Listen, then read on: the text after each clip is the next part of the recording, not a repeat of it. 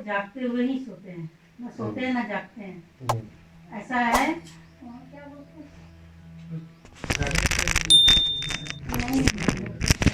योगी रात को भी जागता है, वो जो कहते हैं वही उसी अर्थों में ना। योगी मतलब वही बुद्ध पुरुष, समाधि स्टेट के।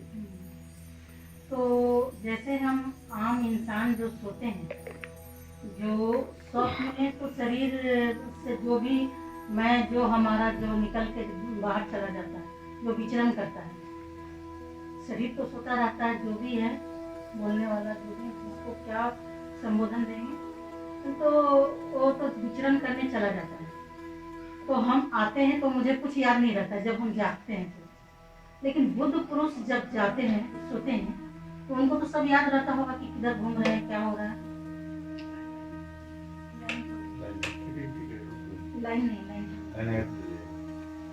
तो उनको तो जैसे कि वो विचरण करते हैं, जहाँ भी जाते हैं सोने के अवस्था में, तो क्या उनको तो सब याद रहता होगा, सब किधर घूम रहे हैं, क्या कर रहे हैं, ऐसा है कि बिल्कुल याद नहीं रहता, बिल्कुल नहीं याद। अरे याद का विज्ञान समझ लो। याद का मतलब क्या है, स्मृति का मतलब क्या है, या तो भविष्य या तो भूतकाल। वर्तमान की कोई याद बनती है? अब मुझे बताओ। अभी इस पल हम सब बैठे हुए हैं, हम सब यहाँ बैठे हुए हैं, इस क्षण की कोई याद नहीं होती। हाँ, ये क्षण गुजर जाएगा तो उसकी स्मृति बन जाएगी, समझ रहे? अब बुद्ध पुरुष का मतलब ही इतना है जो सिर्फ वर्तमान में जीता है। अब उसकी वर्तमान में जीने की क्षमता 24 घंटे में कन्वर्ट हो गई। जब वो सो रहा है तो 24 घंटा वर्तमान में ही जीता है। तो जितना वर्तमान में जीने की प्रैक्टिस घनी होती है, मतलब आदत गहरी होती है, उतना हमारा जो माइंड है ना, जो याद रखने की जो क्षमता है ना, वो कमजोर होने लगती है। क्योंकि अब जरूरत नहीं है ना। अब मैं इस पल भी जी रहा हूँ इसी क्षण में, अगले पल भी उसी क्षण में जीऊंगा, उसके अगले पल भी उसी क्षण में जीऊंगा, कल भी वैसे जीऊंगा, परसों भी वैसे जीऊंगा। तो वो जो आदत, इस क्षण में जीने की आदत, वर्तमान के क्षण में जीने की आदत, ये गहरे सबकॉन्शियस की आदत बन जाती है। तो वो जो गहरे सबकॉन्शियस की आदत जिस दिन पूरी हो जाती, प्रगाढ़ हो जाती, गहरी हो जाती, बस उस दिन क्रांति हो जाती है। उस दिन फिर कुछ करना नहीं पड़ता, सब होता है। ये होश साधना थोड़ी पड़ता है। होश जो साधने की जो प्रैक्टिस है, शुरुआत में जो आपको कहा जाता है, ठीक से उठो, ठीक से बैठो, अपने को ध्यान में रखकर ये करो, ठीक से चलो, कोई होश में करो सब कुछ। तो वो जो आदत दी गई वो तो सिर्फ गणेश का गए। वो आदत जैसे जैसे निर्मित होगी ना, तो वही कॉन्शियस की आदत सबकॉन्शियस में स्थापित होने लगेगी। आप देखो, दोहराओ कि मैं बुद्धू हूं, मैं बुद्धू हूं, मैं बुद्धू हूं, रोज दोहराते रहो, इस मंत्र को दोहराते रहो, तो तुम्हारा अचेतन उसको स्वीकार कर लेता है, हाँ मैं बुद्धू हूं। और जिस दिन वो पूरी तरह स्वीकार कर लेता है ना, आप बिल्कुल बुद्धू की तरह रिएक्ट करने लगते हैं। हिप्नोटिज्म का पूरा विज्ञान ही यही है। तुम्हारे सबकॉन्शियस को सजेशन दिया जाता है, और जो भी सजेशन दिया जाता है ना, अचेतन की एक खूबी है, वो कभी मना नहीं करता। अगर आप उसे बुद्धू कहो तो भी वो स्वीकार करेगा, और अगर आप उसे बुद्ध कहो तो भी स्वीकार कर लेगा, वो कभी मना नहीं करेगा। इसलिए हमेशा आपने देखा होगा कि हमारी जो प्रार्थना होती है, जो हम कहते हैं ना, आप ही परमात्मा हो, मैं ही परमात्मा हूं, बस उसको याद रखो, मैं ही परमात्मा हूं, उसको भूलो मत। बस याद भूल गई है, वो हो तुम, लेकिन भूल गई है, कुछ और मान बैठे हो अपने को। उसी के कारण ये दुविधा है। ये मान्यता फिर से लौट आनी है। ध्यान से यही तो होता है। ध्यान से क्या होता है? ध्यान से आज आपने ध्यान किया 1 घंटा, कल आपने किया, परसों किया, तो ध्यान में कुछ क्षणों के लिए तुम खो जाते हो, अहंकार खो जाता है, मैं भाव खो जाता है, और कुछ पलों के लिए तुम निपट देखने वाले बने रहते हो, हालांकि उस घड़ी का तुम्हें पता भी नहीं होता, क्योंकि पता होने के लिए भी तुम्हारा होना जरूरी है। वह भी खो जाता है। इसलिए आपने गौर किया होगा, जब आखिरी चरण में तुम लेट जाते हो, आपको लेटा दिया जाता है हर आखिरी चरण में, और कुछ समय के लिए तुम खो जाते हो, पता नहीं चलता, अरे 15 मिनट हो गए और घंटी बज गई। तो बहुत सारे लोगों को अनुभव हुआ होगा कि 15 मिनट कहाँ चले गए, और 15 मिनट तुम पूरी तरह हर क्षण क्षण जिए हो, हालांकि उसकी कोई स्मृति नहीं बनी। हाँ, वही चीज को यस, उसकी कोई स्मृति नहीं बनेगी।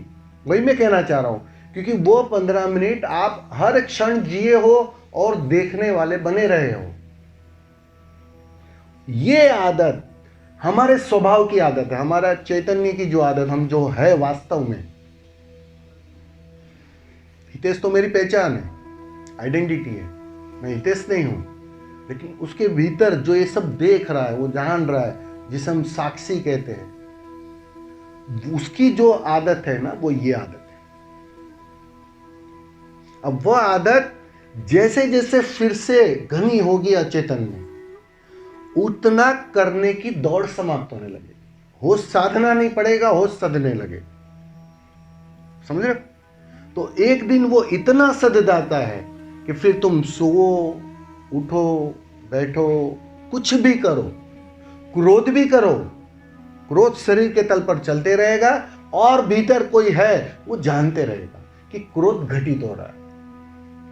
ये बात कायम रहती है। फिर वो चीज रात को भी एप्लीकेबल होती है, वही चीज होती है। उसी को कहा है कि योगी रात को भी जागता है। वो इस अर्थों में कहा, मतलब आंखें खोलकर नहीं जागता है।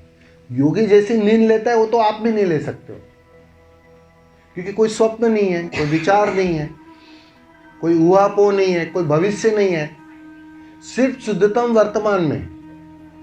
अब जो शुद्धतम वर्तमान में है वो गहरे में गहरे प्रवेश कर जाता है नींद में। उसकी नींद जितनी गहरी होगी आपकी भी नहीं होगी। अब तुम उस नींद से अगर उसको तुलना करोगे, ये तो कितना गहरा सो रहा है, ये कहां से योगी होता, तो चुप जाओगे, क्योंकि वो गहराई बहुत आंतरिक है। ये फर्क होता है। इसलिए कहते हैं ना, वो बाहर से परखने की कोई सुविधा ही नहीं है, उनसे बाहर के से परख ही नहीं सकते, लेकिन वो हर पल वर्तमान में है, और जो वर्तमान में है उसको किसी स्मृति की जरूरत नहीं। इसलिए तो कह नहीं सकता ना कि अगले पल क्या करूंगा। कभी कोई योगी बताता है क्या कि अगले पल में क्या करूंगा, अगले घंटे में क्या करूंगा? ये हो ही नहीं सकता है, क्योंकि उसे ही नहीं पता है। वो तो एक क्षण में है, बस आने वाला क्षण आएगा तब देखा जाएगा, फिर से उसी क्षण में चला जाएगा, फिर आने वाला क्षण आएगा उसी क्षण में चला जाएगा। तो ये जो असली बात है, हमारे अचेतन की आदत को बदलना। जन्मों जन्मों से हमारे अचेतन की आदत बदल चुकी थी, उसी की पीड़ा थी, वही पीड़ा लाता था, वही चिंता लाता था। जैसे ऊर्जा ऊपर आती है, धीरे धीरे एक क्षण में ठहरने की कला आ जाती है, ध्यान घटित होना शुरू होता है। शुरू शुरू में करना पड़ता है, और फिर अपने से उस अवस्था में तुम जीने लगते हो।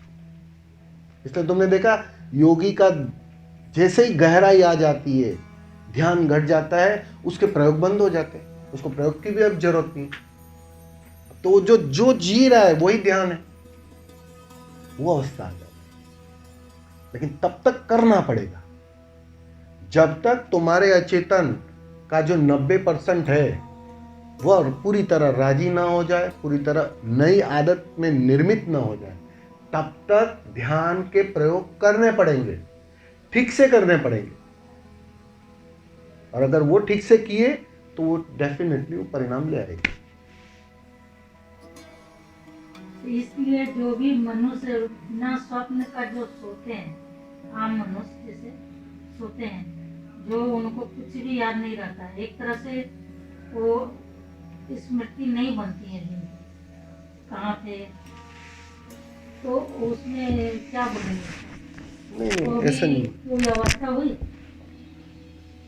स्मृति। अभी कोई बोलेगा मुझे कोई स्वप्न नहीं आया है, ऐसा नहीं होता है, स्वप्न चलते हैं।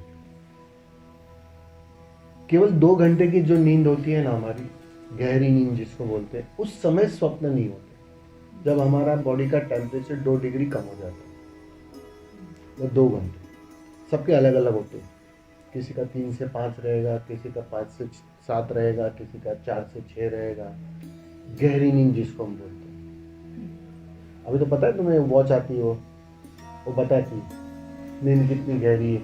अभी तो टेक्नोलॉजी बहुत, आपके पल्स के ऊपर से वो बता देती है, पूरी रात का शेड्यूल बता देती है। स्मार्ट वॉच जिसको बोलते हैं हम, वो बता देती है कि कब तुमने गहरी नींद ली, कब बिल्कुल स्वप्न नहीं थे, और कब उथली नींद थी। वो सब उसमें ग्राफ आ जाता है, पता चल जाता है कि इतने टाइम मैंने गहरी नींद ली। तो एवरेज सबकी 2 घंटे होती है, और वही 2 घंटे में तुम फिर से चार्ज हो जाते हो, कितने ही अभी थके हो, लेकिन वो 2 घंटा अगर नींद पूरी हो गई तो तुम अगले दिन के लिए तैयार हो जाते हो दौड़ने के लिए। वो क्षमता, मतलब आपका मोबाइल फिर से चार्ज हो गया 100%, तो वो अपने आप फिर वो ताकत आ जाती है। पल्स रेट में क्या होता है, घट जाता है ना, बढ़ जाता है? हाँ, वो एकदम स्लो हो कम हो जाता जाता है, है। कम हो जाता है। मतलब आप एकदम निर्विचार की अवस्था, सांस भी एकदम सहज रहती है, एकदम कहते हैं ना आप जैसे हो ही नहीं शरीर, वो अवस्था आ जाए, जैसे मर गए, एक अर्थों में मर गए। सिंपल लैंग्वेज में कहूँ तो मर गए। वो 2 घंटों के लिए वास्तव में मृत्यु होती है। वो अवस्था को क्या बोलेंगे? सुसुप्ति उसी को बोलते हैं। हाँ, वो गहरी, वही सुसुप्ति है। वो गहरी मतलब जब तुम्हें अपना भी पता नहीं है, वो अवस्था होती है। और जहां अपना पता नहीं होता है ना, तब अस्तित्व काम करता है। जितने तुम बने रहते हो उतने तुम अस्तित्व से डिस्कनेक्ट रहते हो, और जितने तुम खो जाते हो तब अस्तित्व काम करना शुरू करता है। तब तक अस्तित्व इनिशिएटिव नहीं लेता, तुम्हें छोड़ना पड़ेगा। वो कहानी सुनिए ना, कृष्ण वाली, रुक्मणी पंखा चला रही थी, सुनिए कि नहीं सुनिए? नहीं सुनी? तो कृष्ण खाना भोजन कर रहे थे, रुक्मणी पंखा चला रही थी। तो भोजन का निवाला उठाया और नीचे रखा वापस, और दौड़े चले गए कृष्ण द्वार के तरफ। द्वार पर गए, थोड़े ठिठके, रुके 2 घड़ी, फिर वापस आ गए, और वापस आके फिर से भोजन करने लगे। तो रुक्मिणी की बेचैनी तो समझ सकते हो आप कि ये क्या किया भगवान, समझ में नहीं है ये बात। तो बोलते मेरा कोई भक्त था, उसे लोग पत्थर मार रहे,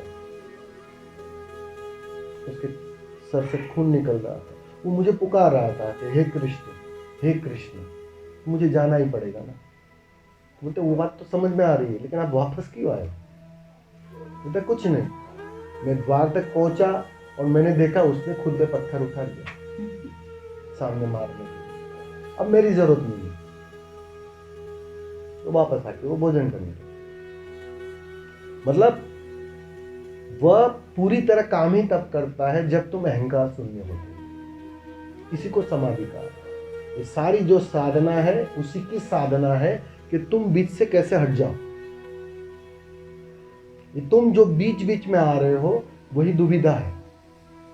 सारे गीता में एक ही चीज सिखाई है कृष्ण ने अर्जुन को, एक ही बात कही है कि भैया अर्जुन तू ये बीच से हट, जो तुम्हारा अर्जुन होना है ना वही बाधा है। जब तक वो हटेगा नहीं, वो मिटेगा नहीं, तब तक वो सहज अवस्था नहीं आएगी जो मैं वास्तव में ऊर्जा के माध्यम से तुझे निमित्त बनाकर करवाना चाह रहा हूं। वो बन नहीं रही है बात। वो बीच बीच में अर्जुन आ रहा है, वही अर्जुन आ रहा है ना, वही गलत है, वही अधर्म है, वही सोच रहा है, वही सोच रहा है। वो सब गड़बड़ कर रहा है ना। इसलिए तुमने देखा बांटने का काम अस्तित्व किसे देता है? जो बिल्कुल बांसुरी हो जाता है, बांस की पोंगरी हो जाता है, जिसका मैं पूरी तरह विसर्जित हो जाता है, तभी अस्तित्व उससे बांटने का काम लेता है, तब तक लेता नहीं है। कोई अपनी तरह से बांटे वो अलग बात है, वो गलत हो जाएगा। वो अपने को बांटेगा, उस परमात्मा को बांट नहीं सकता, क्योंकि वो है ही नहीं। अभी जो मेरे पास है ही नहीं वो मैं तुम्हें दे कैसे सकता हूं? तो बांटने का काम उसी से लिया जाता है, वो अस्तित्व लेता है, वैसी ऊर्जा भेजता है, वैसा आयोजन करता है, वैसी व्यवस्था करता है। ये करने से थोड़ी होती है, तो होती है, वैसी ऊर्जा इकट्ठा हो जाती है, तो उसका परिणाम होता है बांटना। लेकिन अपने से नहीं होता, वो हटना पड़ेगा, अर्जुन की तरह मिटना पड़ेगा अपने को। बस बिल्कुल यही हर जगह पर लागू है, हर अध्यात्म में, हर शिक्षा, हर वेद, कुरान, सब में यही बात कही है, कोई दूसरी बात कही नहीं है कि तुम बीच से हटो। और ये सारी विधिया, ये सारा आयोजन, ये सारा ध्यान, ये बीच से हटने की कला है। ध्यान का मतलब क्या है? देखने की कला। करने वाले तो तुम हो, बिना वजह हो, ये कर करके ही सब उपद्रव खड़े किए। तुम किसी गुरु के पास जाते हो, स्वामी जी अशांति है जीवन में, मुझे पता है क्यों अशांति है, बीच में ज्यादा आ रहे हो, बस और कुछ नहीं। बीच बीच में ज्यादा अड़चन डाल रहे हो। जो नदी बह रही थी उसमें ज्यादा कंकर पत्थर है, वो नदी की धार विकसित हो गई। तो उसे क्या देता है सूत्र? चाहे आश्रम में हो या चाहे घर पर हो, चाहे कुछ भी हो, तुम्हें ध्यान के प्रयोग दिए, क्या है सूत्र? क्या है उसका? थोड़े साक्षी हो जाओ, थोड़े देखने वाले बनो। करने वाले बहुत हो गए, 1 घंटा अपने लिए दो और देखने वाले बने रहो। बस वो देखने की कला फिर से विकसित करवाई जाती। तो वो देखने की कला जैसे जैसे विकसित होती है, तुम हर कृत्य में होते भी हो और उससे अलिप्त रहते हो। वो कला है, वो है ध्यान। तो जैसे ही तुम अलिप्त हो गए, तुम सिर्फ देखने वाले बने रहे, अब करने वाले नहीं हो। अर्जुन ने पूरा युद्ध देखने वाला बना रहकर युद्ध घटा। पहले वो करने वाला था। कृष्ण ने वो फिक्र नहीं ली कि तू क्या कर रहा है, कैसा कर रहा है, गलत कर रहा है, सही कर रहा है, वो थोड़ी फिक्र ली कि भैया ये जो करने वाला है ना, ये गड़बड़ कर रहा है, पहले उसको गिरा, उसको विसर्जित कर। जैसे ही वो समर्पित हुआ, उसका अहंकार पूरी तरह डिसॉल्व हो गया, तब वो करने वाला ना बचा, सिर्फ देखने वाला बचा।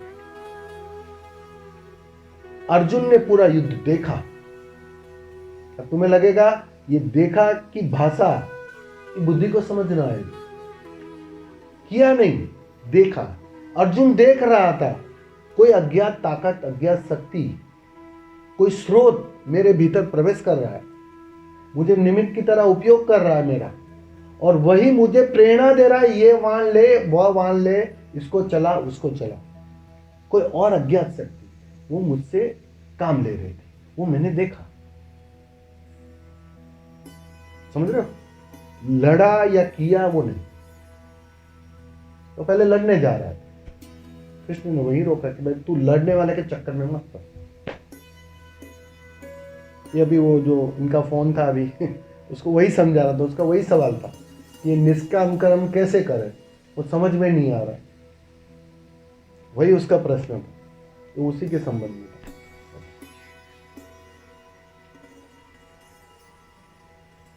कठिन लग रहा है? कठिन लग रहा है? कठिन तो लग रहा है, समझ रहा है, पर काम पर उतर काम करते हैं। जब तक प्रयोग में ना समझ आ जाता है ना। इसमें एक छोटा सा मेरा मतलब प्रश्न तो नहीं, अगर इसको और थोड़ा सा व्याख्या कर दीजिए। जो आप बता रहे थे कि ठोस के साथ और दृष्टा, ये दोनों एक साथ होते हैं, दोनों एक चीज है या दोनों एक साथ करते हैं? ठोस के साथ करना तल्लीनता का भी काफी हम डिजॉल्व होते हैं काम अगर उसके साथ करते हैं, फिर उसके साथ दृष्टा को कैसे रखा जाता है? तो मुझे थोड़ा सा समझने में। होश और करना दोनों साथ कैसे चल सकते? करने का मतलब ही तो बेहोशी है ना। करने की जो व्याख्या है ना, वही तो बेहोशी का हिस्सा है। हम कहते हैं ना कि आप सब सोए हुए हो, तो सब सोए हुए का मतलब क्या है? कि तुम्हें एक भ्रांति है कि मैं कर रहा हूं, मैं बदल सकता हूं, मैं ठीक कर सकता हूं। यही तो भ्रांति टूटी नहीं है ना। ये जो अहंकार है वो मिटा नहीं है, गला नहीं है, समाप्त नहीं हुआ है। ये जो भ्रांति जब तक है ना तब तक बेहोशी है, तब तक करना जारी है। और जैसे ही वो भ्रांति टूटती है, अहंकार विसर्जित होता है, तो ये भ्रांति गिर जाती है कि मैं कर सकता हूं। फिर वो बहता है, बस बात इतनी है। समझ रहे हो? शब्द बदल जाते हैं। अभी तुम करने की भाषा में पूछ रहे हो, मैं इतना कहूंगा कि जब होश घटित होता है ना तो बहुत कुछ होगा तुमसे, लेकिन वो तुम कर नहीं पाओगे, अपने से होगा, ऑटो मोड पर होगा। कोई अज्ञात शक्ति आएगी, ताकत आएगी कि तुम 4 नहीं 10 किलोमीटर दौड़ पड़ोगे। तुम भी हैरान हो जाओगे कि अरे आज इतना कैसे दौड़ पाया मैं, ऐसी पावर कहां से आई। तुम भी हैरान हो जाओगे, लेकिन तुम नहीं दौड़ोगे, तुम कर नहीं पाओगे। हाँ, कोई अज्ञात शक्ति दौड़ा ले।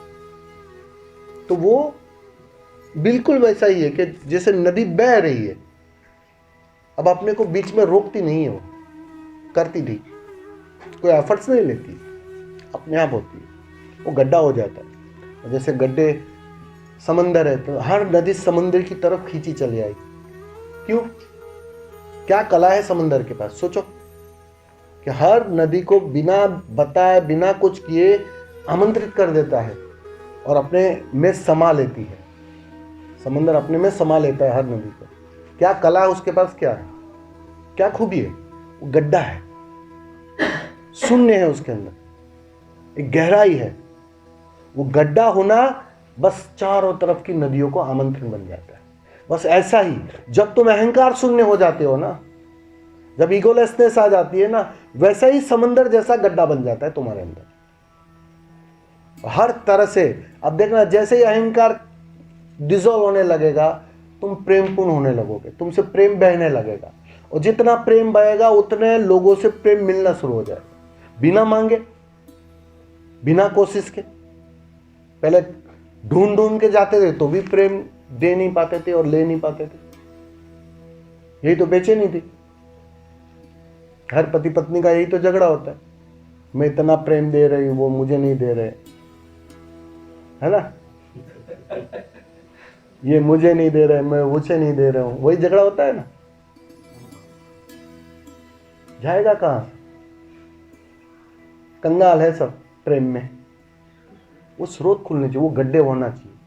इसलिए सारी साधना ही इतनी है कि तुम कैसे कर अहंकार शून्य हो जाओ, फिर से गड्ढे हो जाओ।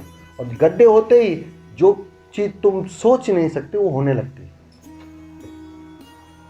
तुमसे प्रेम की सुवास ऐसे ही उड़ने लगती है, बटने लगती है, और उसमें बहुत लोग आमंत्रित हो जाते हैं। ये अपने आप होता है, करना नहीं पड़ता।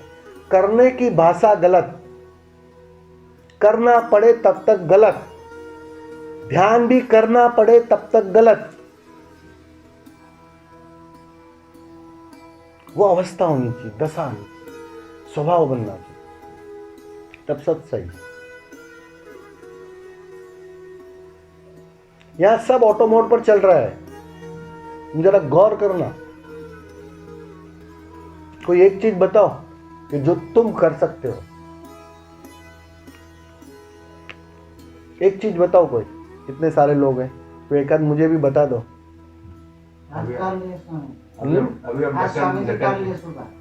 क्या छलांग लगाते हैं, क्या लगा दिए? छलांग लगा देता है।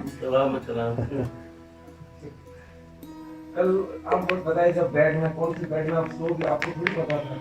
विदाउट अभी हम ढक्कन खोल के जो पानी पी, ढक्कन खोल के जो पानी पी, वो भी मेरे हाथ में नहीं, कुछ नहीं है। यही भ्रांति होती है ना। अहंकार का मतलब ही है इल्यूजन, भ्रांति, मृग मरीचि, उसे भ्रांति हो जाए। एक्चुअली अहंकार का कोई अस्तित्व नहीं होता है। वास्तव में अहंकार कुछ चीज नहीं है, ये तो बस एक करीबी आने से एक भ्रांति खड़ी हो गई। तुम शरीर में हो, तुम शरीर नहीं हो।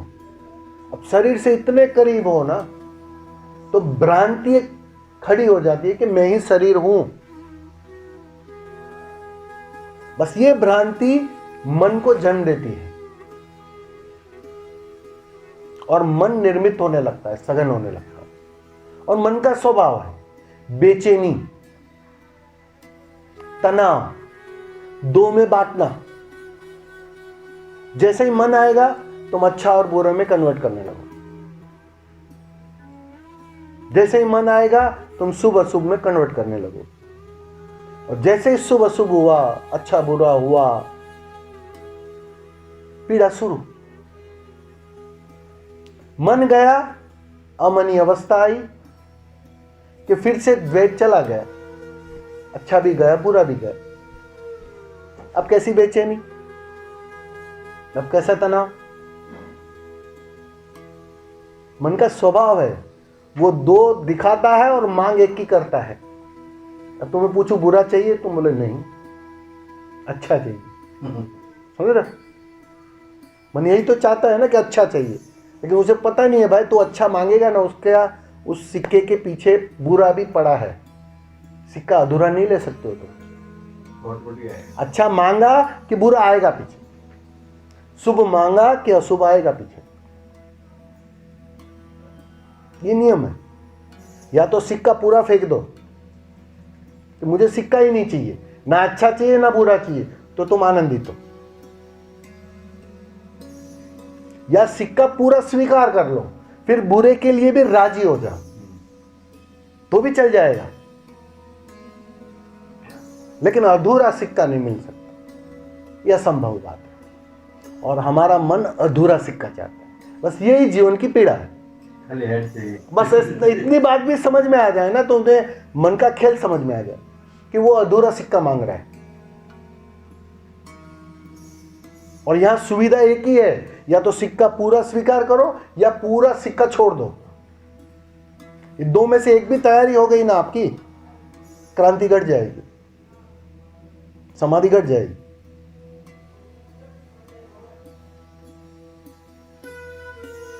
अब तय कर लो, सिक्का चाहिए पूरा या छोड़ना है।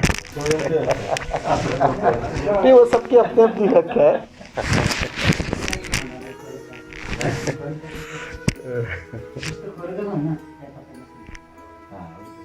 एक ने अलग मार के और अपना ना भी अलग मार के, एक्सेप्ट भी करना अलग मार के और हाँ, अगर नेगेटिव के साथ एक्सेप्ट कर सकते हैं तो भी अच्छा है, और नहीं छोड़ भी दिया तो भी अच्छा है। नहीं, तुरंत हमारा मन चालाक है ना, वो अभी उसमें फायदे नुकसान देखेगा कि फेंकने में फायदा है या पूरा लेने में फायदा है। अब भी सबके मन में वही चल रहा है। बेनिफिट किसमें है पहले? बेनिफिट कौन सा आसान है, किसमें पीड़ा कम आएगी। इसे मेहनत कम करना पड़ेगा। मन बड़ा बेईमान है, भगवान से ये वचन पूरा सार्थक है।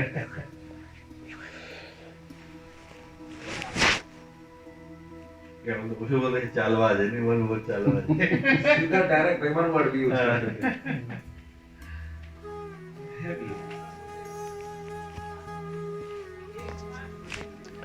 हम एक ऐसी असंगत बात मांग रहे हैं, हम मन के साथ आनंदित और सुखी रहना चाहते हैं, बस ये बात हो नहीं सकती। फिर से दोहराता हूं, मन के साथ हमारी दुविधा यही है।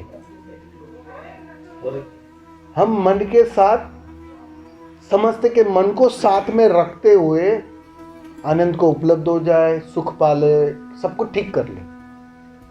जो मन के साथ ये बात हो नहीं सकती। वो घटती तब है जब मन चला जाता है, मन विसर्जित होता है। बस इतनी सी बात।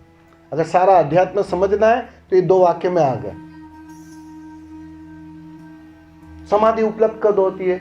जब मन विसर्जित होता है, बीच से मन हट जाता है, शरीर अपनी जगह रहता है, चैतन्य अपने स्थान पर अपने स्वभाव में रहता है। बस उस दोनों के बीच जो जोड़ था वो विसर्जित हो जाता, जो उसको चलायमान था वो विसर्जित हो जाता। मन का स्वभाव क्या है? सिर्फ भविष्य में या भूतकाल में रहना। मन कभी वर्तमान में नहीं रह सकता। और आपको ध्यान में सिखाया क्या जाता है? वर्तमान के पल में आ जाओ। और कुछ सिखाते हैं क्या? इस पल में आ जाओ।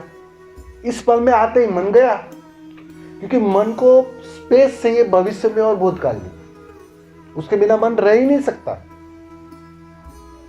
अगर इस क्षण आप इस पल में हो तो मन गया। बस इस क्षण को 24 घंटे में कन्वर्ट कर डालो, अमनी अवस्था आ गई। यही तो है बुद्धत्व, यही तो है समाधि, और कुछ ज्यादा नहीं होता है। समाधि इस व्यक्ति को सिंह नहीं होते सर पे, बैल की तरह सिंह नहीं होते, पता है ना? कुछ भी नहीं होती है। बस इतना सा होता है। बुद्ध ने बहुत प्यारी बात कही थी। किसने पूछा था, किसी ऐसे उनके शिष्य ने पूछा था कि क्या फर्क है तुम्हारे में और मेरे में। बुद्ध को ऐसा पूछा था, तो बुद्ध ने बहुत प्यारा उत्तर दिया था कि मेरे से तेरे पास कुछ अधिक है, तुम मुझसे धनी है एक अर्थों में, मेरे से भी तुम्हारे पास कुछ अधिक है। तो ये बात समझ में नहीं है। आप तो बुद्धत्व को उपलब्ध हो गए, समाधिस्थ व्यक्ति हो, तो आपसे मेरे पास कैसे अधिक है? कि बिल्कुल सीधी सी बात है ना। मैं 24 कैरेट का सोना हो गया हूँ, तो अभी भी 18 कैरेट का है, थोड़ा कचरा है, और 24 कैरेट की पूरी संभावना है। जिस दिन वो 6 कैरेट का कचरा जल जाएगा ना, तो भी मेरी तरह 24 कैरेट हो जाएगा, कुछ कम हो जाएगा। बुद्धत्व में कुछ मिलेगा नहीं, इस बात को ध्यान में रख लेना। अगर जो मिलने की आस में जा रहा है वो कभी नहीं पहुंच पाएगा। हाँ, कुछ छीन लिया जाएगा, कुछ कम हो जाएगा, शुद्ध हो जाएगा सोना 24 कैरेट में। जो अभी 18 कैरेट है, 20 कैरेट है, किसी का 15 कैरेट है, यही तो हमारा कचरा है। और सारी साधना उस कचरे को जलाने की साधना है। कैसे कर? तुम उस आग से गुजरो और इस कचरे को जलाओ, और जिस दिन वो कचरा पूरा जल जाएगा, तुम भी वापस बुद्ध की तरह 24 कैरेट में कन्वर्ट हो जाओगे। तो हुआ ना, मेरे से तुम्हारे पास कुछ अधिक। 24 से अच्छा कम है। कचरा उसके साथ का इसका है ना, 18 उसी को बोलते हैं ना। 20 है। कचरा, कचरे का मतलब यही ना। कचरा मतलब जड़ एक ही है उसकी, अहंकार। अहंकार के कारण मेरे का भाव खड़ा होता है, और मेरे के कारण संसार खड़ा होता है, और उसी के कारण सारी दुविधा, सारा कचरा, ये क्रोध, घृणा, ईर्ष्या सब खड़ी क्यों हुई? उस मेरे के कारण, उस अहंकार के कारण। अब जब अहंकार जल जाएगा, कचरा जल जाएगा, तो अपने आप सब गिर जाएगा। ना क्रोध बचेगा, ना घृणा बचेगी, ना काम बचेगा, ना मांग बचेगी, ना आकांक्षा बचेगी, ना वासना बचेगी, कुछ ना बचेगा। वापस शुद्ध हो जाओगे 24 कैरेट में। परिवार में क्या? तो सब होगा। बिल्कुल होगा। मैं रह रहा हूँ, मैं मजे से रह रहा हूँ परिवार, खाली परिवार मेरा बड़ा हो गया है बस, और कुछ नहीं। फिर वो परिवार नया रहेगा, सिर्फ वो 4 दिन का परिवार नहीं रहेगा, वो पूरी पृथ्वी परिवार हो जाएगी। कितना फर्क हो जाएगा।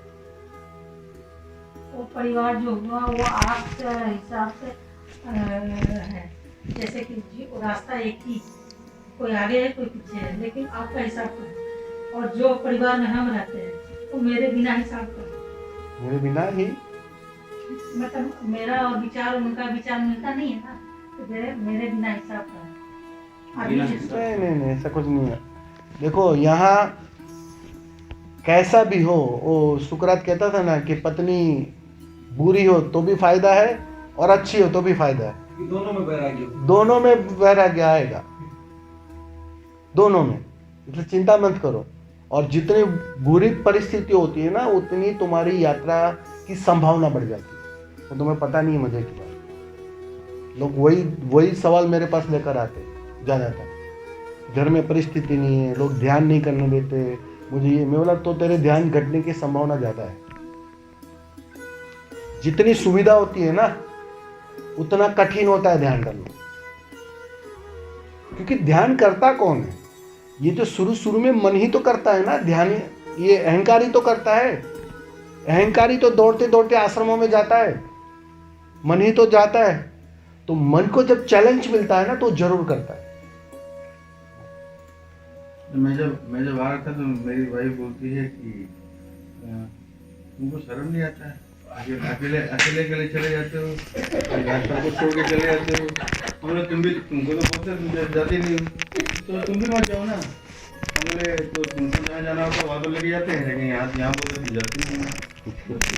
मुझे ये बात बहुत जचा कि कितना स्वार्थी आदमी होता है, अकेले हाँ? चले जाते। मैं अपने रियलाइजेशन से ये बात को काफी गहरे तक लिया कि ध्यान करता कौन है। ये प्रारंभिक समय में ये अहंकार ही ध्यान करता है, और कौन करेगा? क्योंकि मैं खुद रियलाइज किया कि अभी मैं रिटायर्ड हो चुका हूँ, मेरा इतना ज्यादा ध्यान नहीं करता था। जब मैं मिलिट्री में था उतना ज्यादा ध्यान करता था, और काफी चैलेंज होता था।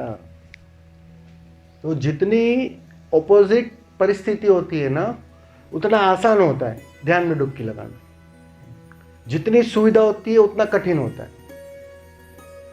वो देखते नहीं आपकी, वो गरीब का बच्चा निखरता है परिस्थिति के हिसाब से, और अमीर का बच्चा वैसे ही रह जाता है, मतलब कुछ सीख नहीं पाता, अनुभव नहीं ले पाता, क्योंकि सब सुविधा तैयार है, सब आयोजन तैयार है। चैलेंज से निखरती है आत्मा,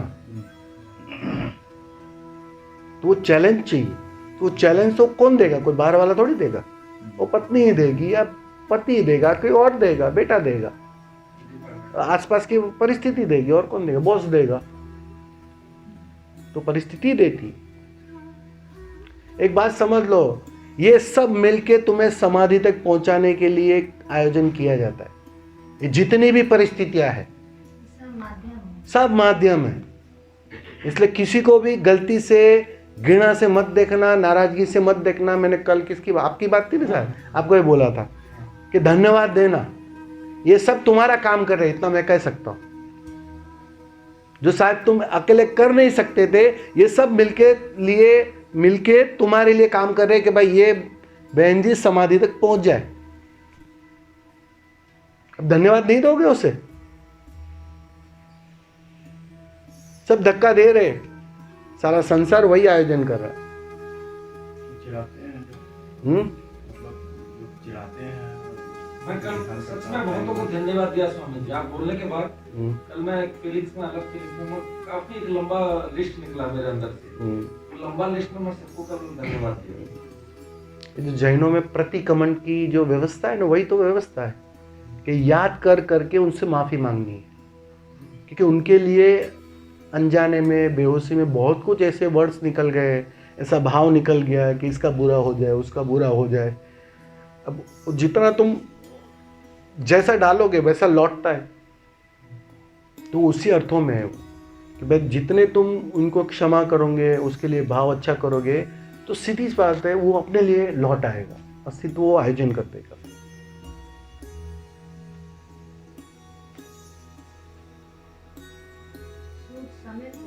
सूद समेट लौटता है, कई गुना होकर लौटता है।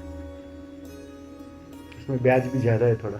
तो जो ध्यान करने में जो चिढ़ाते हैं उनको, उनके लिए क्या करना चाहिए? मतलब चिढ़ाते मतलब कमेंट करते मत करना। दोस्त लोग परिवार में जो भी, मतलब इधर में ध्यान करता रहता, कोई आके वहाँ पे दिखेगा, मतलब घूम के क्या कर रहा है, तो और कहीं लगेगा कि क्या करे, और करने के बाद फिर मतलब करते हैं। जब मैं ध्यान कर जाता हूँ तो बोलते हैं बाबा ध्यान के लिए निकल गया। जब ध्यान से हो जाता है बाबा का ध्यान पूरा हो गया। मतलब कॉमन मोड। मुझे एक बात बताओ, ध्यान घटा नहीं और आपको बाबा बोल रहे हैं तो उसमें चिढ़ाना कहाँ होगा? धन्यवाद देना चाहिए कि भाई धन्यवाद, तुमने मेरे भविष्य पहचान लिया, मैं वास्तव में बाबा हूँ। बोलते रहते ना, टोटल गांव को बुला देते, मतलब टोटल गांव को बोल देते हैं कि हम बना सब। देखो वो चिढ़ा तुम्हें नहीं रहे, वो अपने आप को गिल्ट फील कर रहे कि जो मैं नहीं कर पा रहा हूँ, देखो वो कर रहा है, अब कुछ तो करना पड़ेगा ना।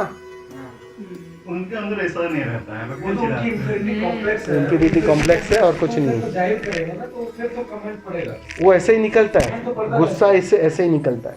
चलो एक आदमी तो गांव को हिला दिया, वही तो करने लगा ना। कुछ लोग बोलते हैं देखो अब नाचने वाले आ गए, नाचने वाले आ गए, पागलों की बस्ती। नाचने वाले आ गए। तो बड़ी बात ये है कि जो मेरे को कभी मेरे को बात नहीं किया था, कभी मेरे को बात के पसंद नहीं करता, वो भी मेरे को ढूंढने के लिए वहां से आ गया, मेरे को ढूंढने के लिए, वो भी खबर पहुंच गया उसके साथ। तो अभी एक तो ये रहता है, मतलब एक बात पक्की है, तुम पर नजर ज्यादा है, तुम पर प्रेम ज्यादा है, ऐसा नहीं ऐसा नहीं ऐसा तो ढूंढ के थोड़ी जाता है चिढ़ाने के लिए। ऐसा होता तो गाली तो नहीं करते ना। हाँ ऐसा होता तो वो गाली तो नहीं करते ना, अरे गाली भी भाई, करते हैं। अभी मैं वही तो समझा रहा हूँ कि गाली देने वाला तुम्हारा ही काम कर रहा है। तुम्हें एक बात बताओ, जितना चिढ़ाते उतनी अंदर से इच्छा होती है ना मैं ध्यान करूँ। हाँ। तो इसका क्या मतलब हुआ? तो उसी के लिए मैं यहीं पे, कोई आप भी नहीं जाते हैं, मतलब वहीं पे जाके ध्यान करता मैं हूँ। वही बोलता हूँ, तो तुम्हारा संकल्प और मजबूत हो रहा है, इन सब बैकग्राउंड की वजह से मजबूत हो रहा है। अगर वो नहीं होते ना तो हो सकता है जो तुम आज 2 घंटा करते हो ना 1 ही घंटा करते थे या नहीं करते थे, आलस से आ जाता था। लेकिन इन सब के वजह से भी अंदर से इच्छा हो जाती कि कर डालो।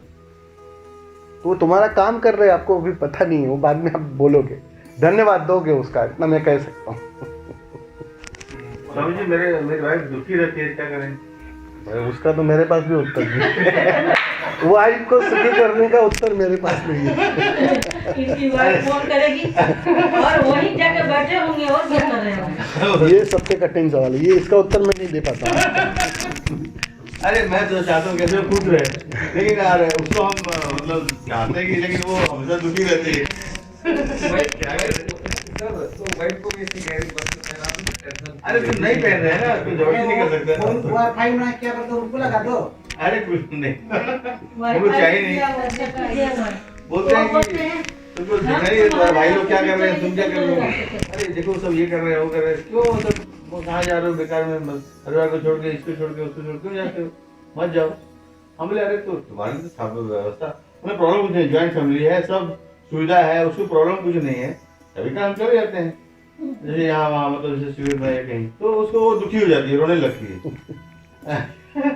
हम क्या करेंगे? रात को 12 बजे भगवान जी का ऑडियो लगा दो, वो कहीं ना कहीं सबकॉन्शियस माइंड में घुस जाएगी उनकी 1-1.5 साल के अंदर। सुनेगी नहीं ना, सुनेगी नहीं सुनेंगे तो नहीं, इसीलिए तो मैं बोल रहा हूँ अलग कहीं ऑडियो लगा दो, तो जा जाके कहीं घुस ही जाए। यहाँ- बोले ना कि वो हमेशा कंप्लेंट वो बोलते हैं कि शायद तुम लोग भाई लोग जो कर रहे हो तुम भी वही करो, विश्वास ही मत करो। यहाँ दूसरों पे काम करने की कोई सुविधा ही नहीं, तुम किसी को बदल ही नहीं सकते, हाँ वही बात। इम्पॉसिबल है। हाँ तुम आनंदित हो जाओ, तुम मस्त हो जाओ, वो मस्ती की जो ऊर्जा है ना, वो जो माहौल है ना, वो उसे बदलने का कारण बन जाएगा, वो बदलेगा। लेकिन तुम्हारे तरफ से कुछ भी करने गए, उसे समझाने भी गए तो चुप जाओगे। तुम तो समझाते ही नहीं, छोड़ देते हैं, कुछ नहीं करते, लेकिन फिर भी दुखी हो जाते। तुम मस्त हो जाओ, बस इतनी सी बात है, तुम उपलब्ध हो जाओ, बाकी का काम तो अपने आप होता है। वो फूल खिलता है ना, सुगंध अपने से बढ़ जाती है, तो उसकी फिक्र करनी है। वो सब, ये सब घर घर की कहानी है, और ये वाइफ के कारण ही तुम्हारी यात्रा अच्छी होगी।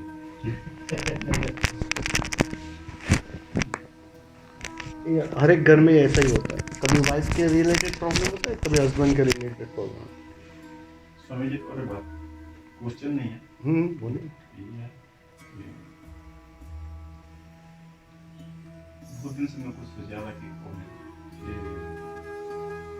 आपको ऐसा स्वामी जी में कभी पहले से नहीं देखा था, लेकिन आप मेरे को बहुत अच्छा लगा, आपका बाल, आपका दाढ़ी, आपका मतलब पैंट शर्ट। मैं ये सोचा था, मैं अच्छा लगा कि नहीं?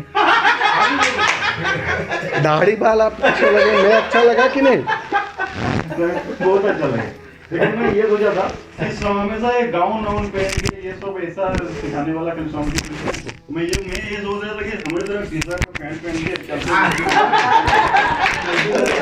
अरे तो मैंने थोड़ा शिष्टाचार रखा, मैं तो शॉर्ट्स में बैठता था। ऐसा ना कि स्वामी जी हमको मिले कि वो चलते बोलते हमारी तरह पैंट शर्ट टी शर्ट पहन के, मतलब ऐसा तो जाके घूम के ध्यान दिखाता था स्वामी जी का अपना मिलेंगे कि नहीं मिलेंगे, रात मिलेंगे। चलो आप बहुत मतलब आपका इनर बात बोल दी, मतलब जो आपका मन में आ रहा है। नहीं, ये बात इनका सही है। मैं ये बात बहुत जगह पे फेस करता हूँ। हाँ। मेरे को लोग ये पर्टिकुलर ओसो जगत में वो वही लोग कहते हैं कि आप ये रोब क्यों नहीं पहनते हो। हाँ। बहुत से आश्रम में तो बहुत तकलीफ होती है मुझे। मतलब देखो अंदर से बात आएगी, उस दिन पहनूंगा, अभी तो नहीं आ रही। हाँ, जब आएगा तो पहनेंगे। हाँ, ऐसा मतलब अगर तुम मुझे रोब से पहचानोगे, माला से पहचानोगे, कपड़े से, दाढ़ी से पहचानोगे, सब तो गड़बड़ है। नहीं तो मैं वो चाहता भी नहीं हूँ तुम उस तरह पहचानो। मतलब वो तो वही तो, इसी ने तो पाखंड को बढ़ावा दिया हाँ, है। सही बात। अब मैं बिल्कुल ओशो जैसा लगूं हाँ तो उससे क्या फायदा होगा? क्या मुझे एक फायदा बात बताओ, हो सकता है तुम और भ्रमित हो जाओ। हाँ। अब समझ लो, तुम मुझे मेरी ऊर्जा से पहचानो, अनुभव से पहचानो, उस स्वाद से पहचानो। फिर बाहर से मैं कितना ही अटपटा हूं, वो तुम्हारा अंतरतम उत्तर देगा कि नहीं, कुछ भी हो, भले कितने अनूठे अलग हो, और कभी भी पुनरावर्तन होता ही नहीं है। ये तो वही बेवकूफ़ी है। वो महावीर के पीछे सब महावीर बनने की कोशिश कर रहे हैं, बुद्ध के पीछे सब बुद्ध बनने की कोशिश कर रहे हैं, अब ओशो के पीछे ओशो बनने की कोशिश कर रहे हैं। वो तो वही गलती हो जाएगी परंपरा की। उसी से तो ऊपर उठना है। ओशो तो उसके बहुत खिलाफ थे कि मेरे पीछे बिल्कुल परंपरा मत खड़ी करना, और मैं देख रहा हूं ओशो के पीछे भी मैं उतनी ही परंपरा देख रहा हूं। तुम मरून ड्रेस पहनो, तुम दाढ़ी लंबी करो, तो ये सब जो मांगे हैं ना, ये जो आकृति की जो मांगे हैं ना, ये हमने बुद्धत्व की एक धारणा बना ली। तो ऐसे ही होने चाहिए बुद्ध। बुद्ध, हाँ।